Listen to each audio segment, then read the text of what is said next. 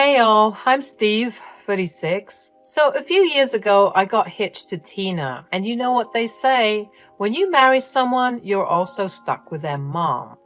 In my case, that's Naomi, my mother-in-law. Now, I'm cool with family stuff, but Naomi was a pro at pushing my buttons and making me doubt myself. It felt like I was trapped in an endless loop of her nagging and insults. Yikes, right?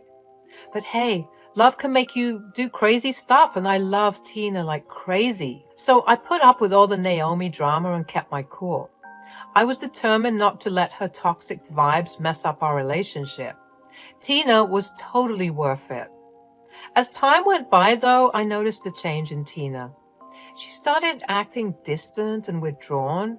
It was obvious that something wasn't right. So one evening, while we were snuggled up on the couch, I finally got the courage to talk to her about it.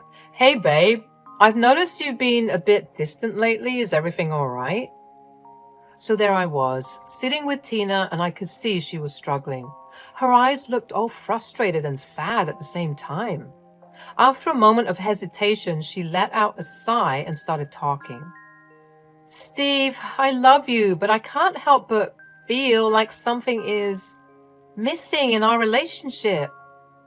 Man, my mind was going crazy, trying to figure out what she was saying. It was like a tornado inside my head, trying to make sense of her words. I racked my brain for potential problems, but for the life of me, I couldn't figure out what she was talking about. So then I asked, what do you mean, babe? I thought we were solid. Steve, it's just, I don't feel the same respect for you as I used to. I miss the days when we were on top, when the money was flowing, and we had it all. I know it sounds shallow, but it's how I feel. I was used to a certain lifestyle, and now, I don't know. What the hell? Her words hit me hard. I'm not going to lie. I couldn't believe it had come to this point. Was our love all about money and success? It made me so mad, hurt, and confused all at once. Are you kidding me, babe? Money isn't everything. Our love should be about more than just how fat my paycheck is. We've got something real and unique here, something that goes way beyond material stuff. What are you talking about? I know, Steve, but I can't help the way I feel. I miss the security, the lifestyle we had before. It was like a back and forth of emotions, love and frustration all mixed up. But no matter how much we talked, we couldn't seem to get on the same page. As the night dragged on, it hit me that our marriage was hanging by a thread. I couldn't handle her shallowness. Like, seriously. I didn't even know who I was talking to anymore. Love is about supporting and understanding each other through thick and thin, you know? Everything went downhill after that. Over time, I got fed up with Tina's materialistic mindset. Love changes, and I realized my feelings for her were different now. The spark we once had was gone, and money or things couldn't fill that void. With that new realization, I stopped holding back when it came to Naomi's mistreatment. Oh boy, was I ready to fight back, and let me tell you, things got intense. We'd end up screaming at each other whenever we crossed paths. We were all sitting around the dinner table. It was supposed to be a peaceful family dinner. Ha! Peace was nowhere to be found. The tension was so thick you could cut it with a knife, and it felt like everyone was waiting for a huge explosion. Naomi took a sip of her wine, her eyes fixated on me. Steve, dear, I'm sorry to sound so crass, but when are you going to get your act together? I don't see any progress in your career, and it's time you step up and provide for my daughter. Well, I see the apple doesn't fall far from the tree. In case you didn't get the memo, Naomi, love and respect aren't things that can be bought and sold. I may not have stacks of cash, but I've got a heart full of love and dedication. That stuff is worth way more than any amount of money. Isn't that what truly matters? And it's not like we're swimming in poverty either. You all need to grow up. Oh, she was really mad after I said that. Oh, that's rich coming from you. You're the one who needs to grow up, Steve. Love won't pay the bills. Love won't pay for groceries. Yeah, love is important, but come on, Steve, don't be delusional. In this economy, a man is nothing if he doesn't have more than enough money. Our fights got crazy intense, each one full of bitterness and resentment. We were throwing words at each other like daggers, tearing apart our already wonky relationship. I won't get into all the nitty-gritty, but it was way out of control. I might have said some seriously harsh stuff that even makes sailors blush, but I didn't care. I was tired of her crap. One day, Tina took me aside and I could see she was so confused and hurt. Her eyes said it all. Honestly, I was surprised at her confusion. She should have seen this coming with the way she and her mother were treating me. Steve, why are you treating my mom this way? She's only looking out for our best interests. You need to stop acting so rude. It's getting out of hand. I took a deep breath, steeling myself for what I was about to say. Tina, I gotta be real with you now. The truth is, I don't feel the same love for you anymore. I mean, who are we kidding? Our marriage has turned into this messed up fight over money and lack of respect, and it seems like we won't ever get on the same page. I think we should get a divorce. Steve, you can't be serious. We've built a life together. What about our dreams? What about me? Tina, dreams change. People change. I can't keep living a lie, pretending that everything is fine when it's not. We both deserve to find our happiness. And since I can't provide that to you, I think it's best we just call it quits. I hope there's no bad blood. It's just, I can't handle this anymore. And just like that, the bomb dropped. It hit us like a ton of bricks. Everything just fell apart. Our marriage just crumbled, leaving behind a mess of broken promises and shattered hopes. We had to face the truth that it was time to go our separate ways and find our happiness.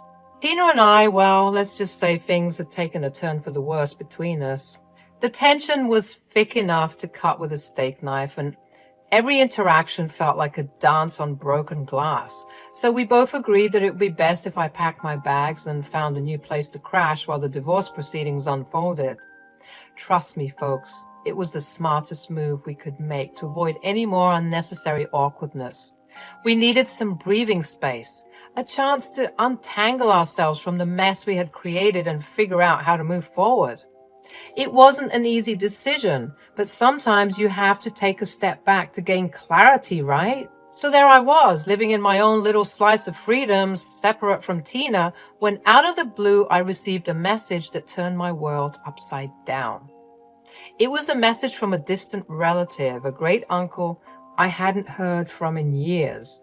The message stated that his wife, who was my direct relative, had sadly passed away, and she had left behind a whopping inheritance of $2 million just for me. Now, you might be thinking, Steve, this sounds like some elaborate scam. And trust me, I had my doubts too.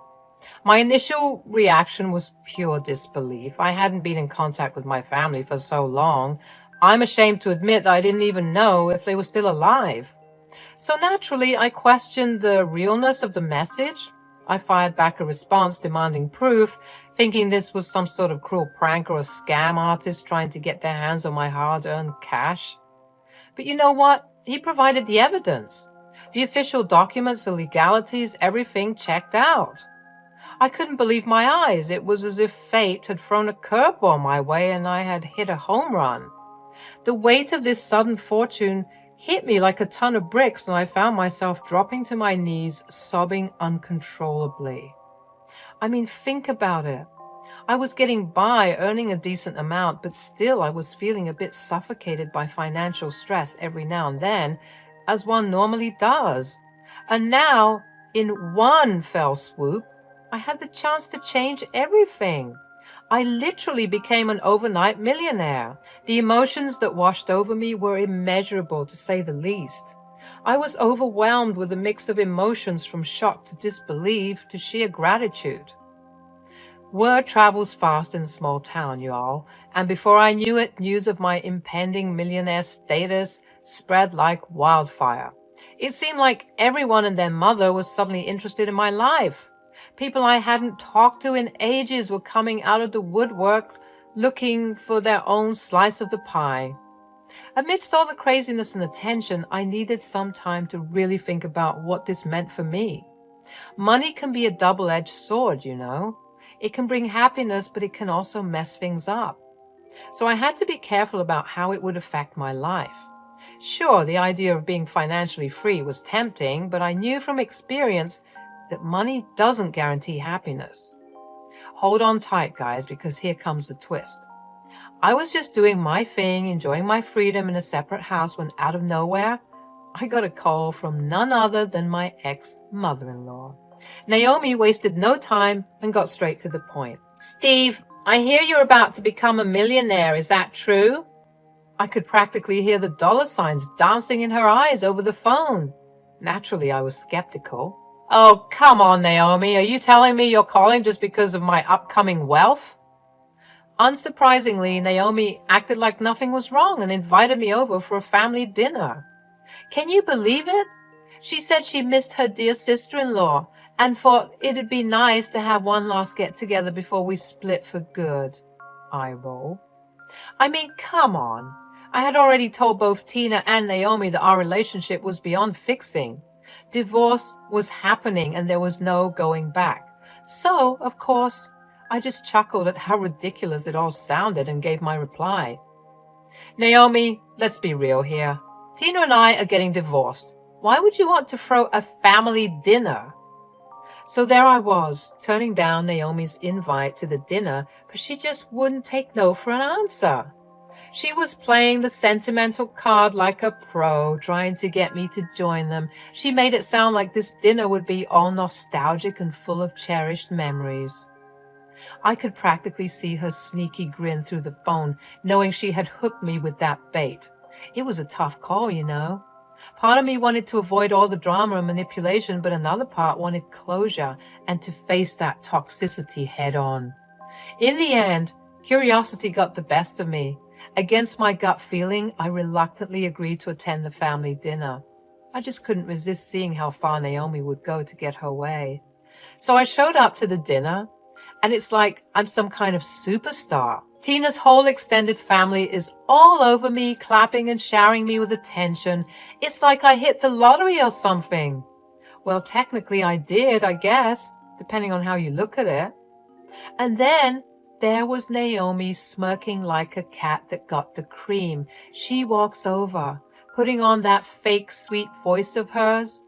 Oh boy, I knew I was in for something crazy. Well, well, well. "Steve, my boy, look at you. Quite the catch, aren't you?" I could smell the deceit from a mile away. But I didn't play along, raising an eyebrow to show I wasn't buying her act. All right, folks, hold the phone, 'cause Tina, my ex-wife, stormed in like she owned the place. Our eyes met and something was going on, though I couldn't quite figure it out. Was it regret? Longing? Who knows, but I wasn't falling for her mind games.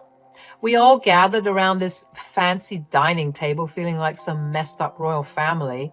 The air was thick with fake smiles as we dug into a feast fit for kings.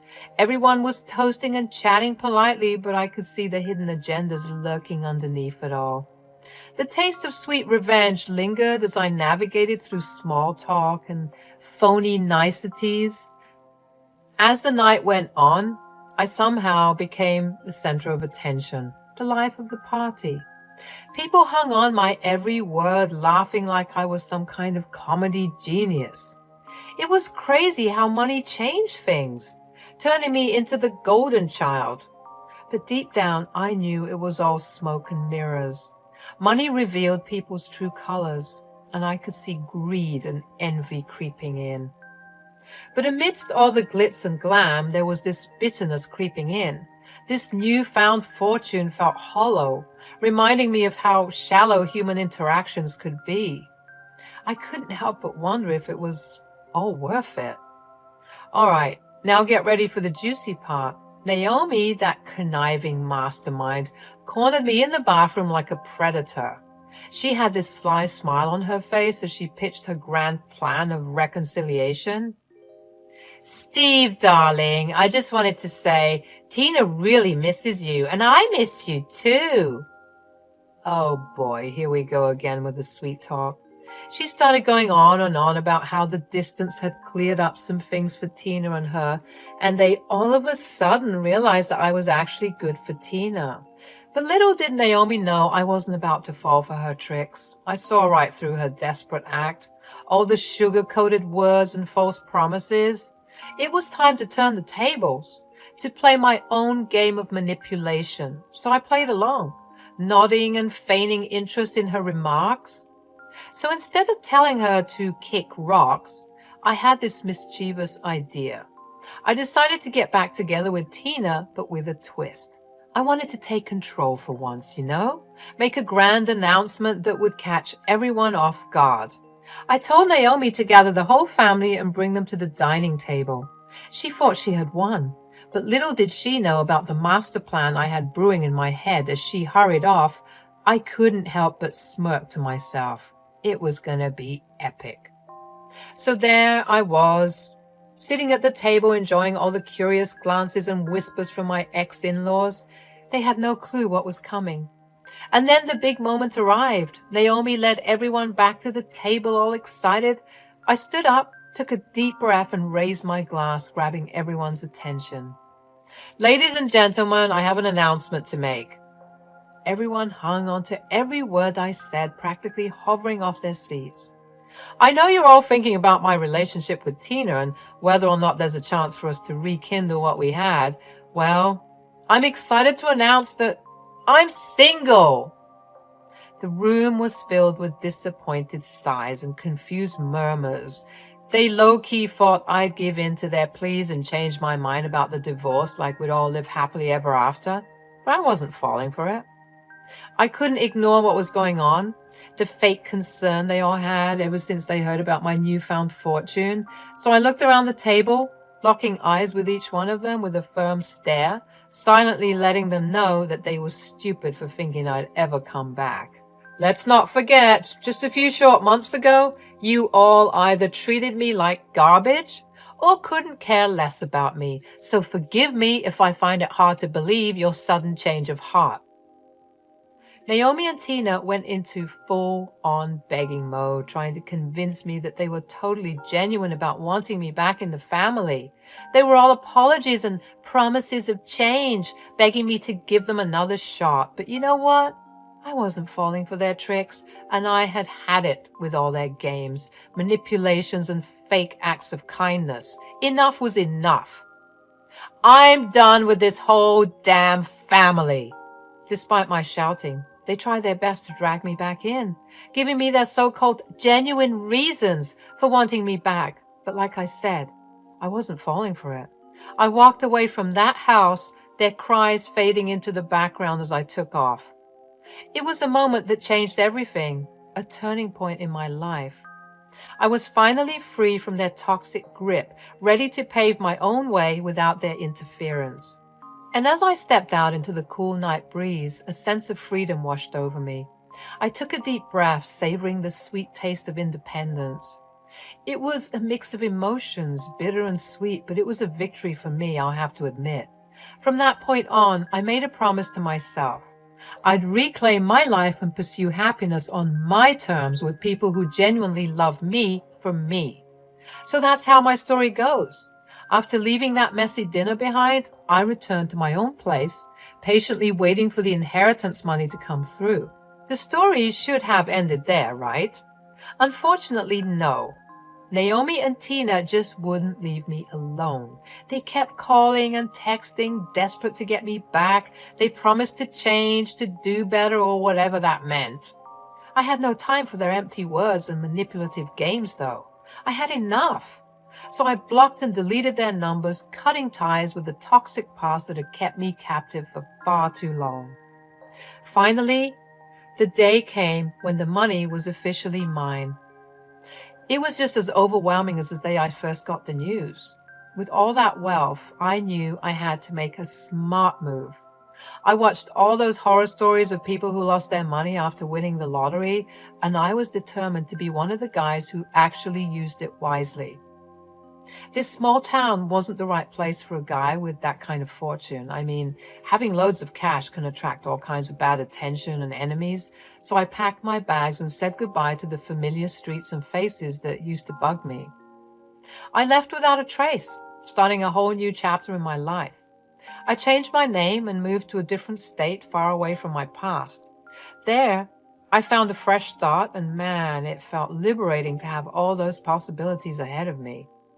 Now and then, I can't help but be curious, so I check out Tina's Instagram, and let me tell you, it's a trip. She's trying so hard to find a sugar daddy or something to fill the void I left behind. It's kind of funny to see how desperate she's become, chasing after materialistic stuff in a hopeless quest for happiness. Her first traps are trashy, but I wish her all the best. As for me, I'm just chilling. I've come to realize that true happiness isn't found in all that shallow wealth or the messed up relationship that used to haunt me. I found peace in my newfound independence, living a life that's free from their toxic grip. So, take it from me, guys. Money isn't everything. Sure, it can get you fancy cars and big mansions, but if that's all you're worried about, then your life won't be worth living.